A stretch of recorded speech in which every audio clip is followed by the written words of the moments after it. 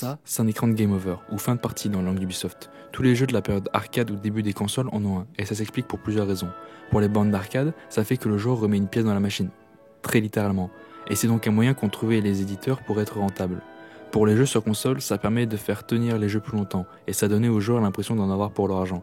Il faut savoir qu'une cartouche coûtait jusqu'à 450 francs, soit presque 100 € maintenant avec le pouvoir d'achat. Mais aujourd'hui, cette contrainte n'existe plus. D'abord parce que les salles d'arcade ont fermé, puis ensuite parce que maintenant les développeurs ont assez de moyens pour créer facilement un jeu qui dure au moins une dizaine d'heures et ça peut monter jusqu'à bien plus. À l'heure où tous les jeux deviennent faciles et accessibles au plus grand nombre, le game over n'existe plus. On passe de la perte d'une vie qui vaut 100 pièces dans Super Mario Bros sur NES à quelques pièces dans Mario Odyssey. Mais du coup, comment le jeu vidéo a pu se débarrasser d'un élément aussi important et emblématique que le game over ? Comment le jeu vidéo a évolué jusqu'à maintenant ? En fait, c'est quoi le jeu vidéo vraiment ? Eh bien, on va tenter de répondre à toutes ces questions dans cette série de vidéos.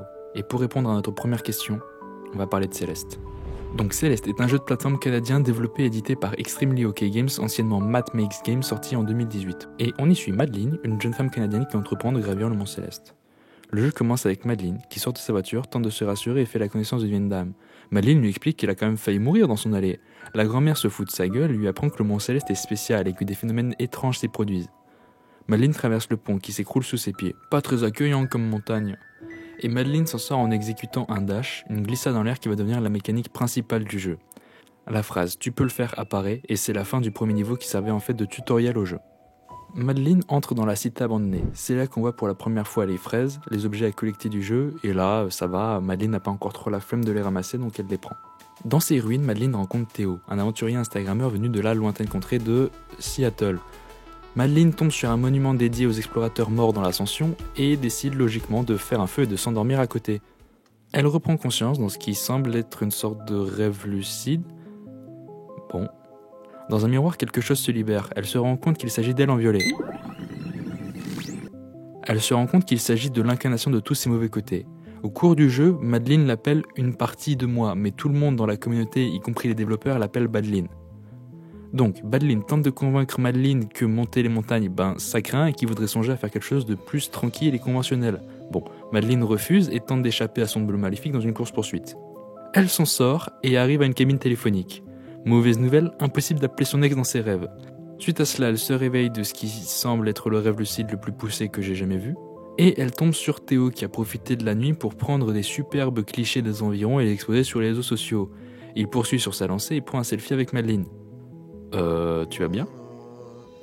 Madeline se rend à une cabine téléphonique, une vraie cette fois, et appelle sa mère, ce qui est tout de suite bien plus efficace. Niveau suivant, Madeline arrive à un hôtel. L'endroit a l'air pas mal à l'abandon puisque la seule personne qu'il croise est un fantôme, un certain monsieur Oshiro. Et ce monsieur Oshiro force pour que Madeline reste dormir. Mais Madeline ne lâche rien, elle ne fait que passer dans cet hôtel. Madeline tombe dans la grande salle de l'hôtel, et comment dire ? On dirait que c'était la chambre d'un adolescent qui avait du linge en illimité et qui a logiquement tout empilé à l'infini sans jamais rien laver. On retrouve Monsieur Oshiro qui fait une crise de panique en voyant tout le travail qu'il n'a pas fait pendant que Madeline se met à ranger. Zim, zam, zoom, nous voilà dans la salle présidentielle.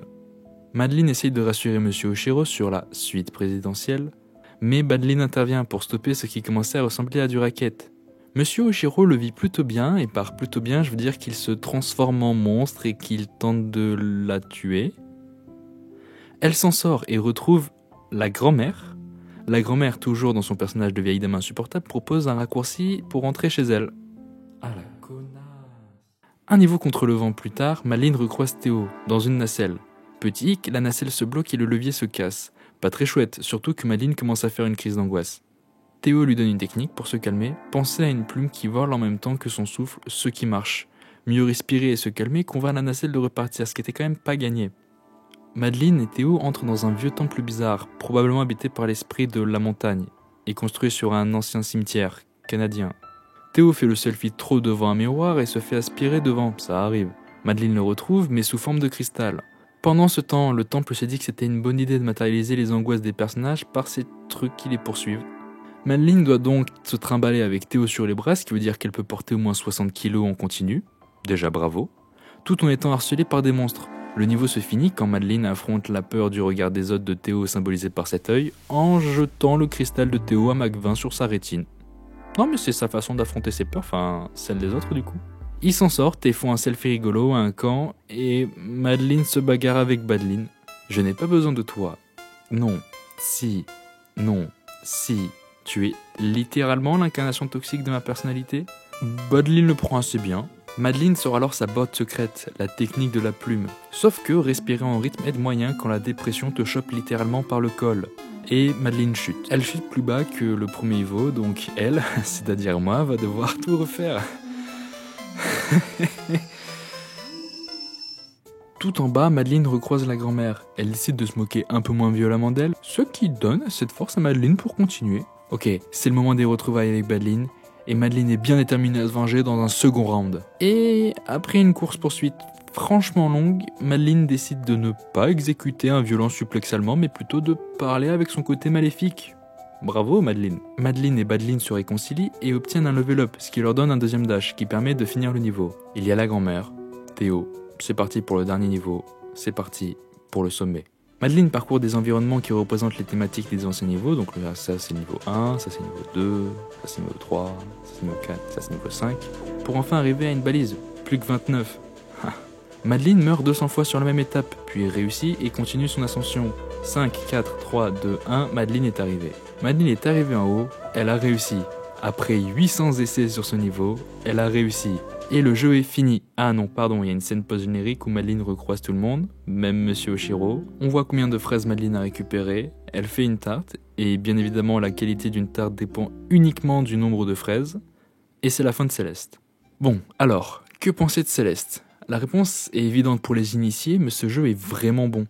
On sent une maîtrise de la part des développeurs, le jeu est irréprochable mécaniquement, les graphismes sont très soignés, et la musique chiptune de Lena Raine est si bonne que vous l'avez vous-même déjà remarqué. Elle est assez célèbre d'ailleurs pour être écoutée par des gens qui ne connaissent pas ou qui n'ont jamais joué au jeu. Pour moi, ce qui marche le mieux, c'est que le jeu et son propos s'entremêlent parfaitement.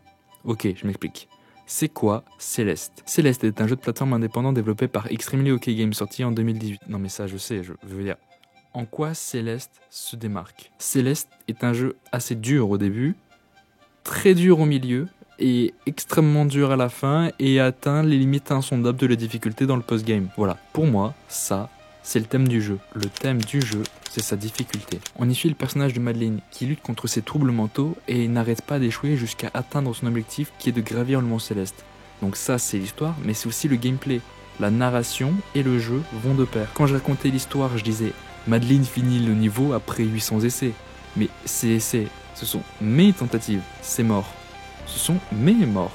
Je pense qu'en fait, Céleste est un générateur d'échecs. Et ça permet aux développeurs de nous mettre dans la même position que Madeline. Confronté à l'échec, on essaye encore et encore et encore pour atteindre notre objectif qui est de finir le jeu, d'atteindre le sommet du mont Céleste, comme Madeline. Pour moi, le jeu met en évidence un pilier du game design, voire du jeu vidéo tout entier.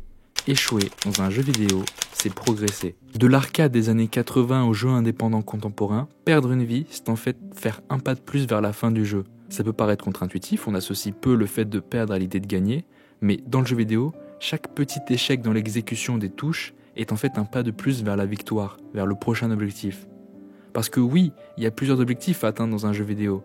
Plein de petits accomplissements qui font progresser vers un accomplissement plus global.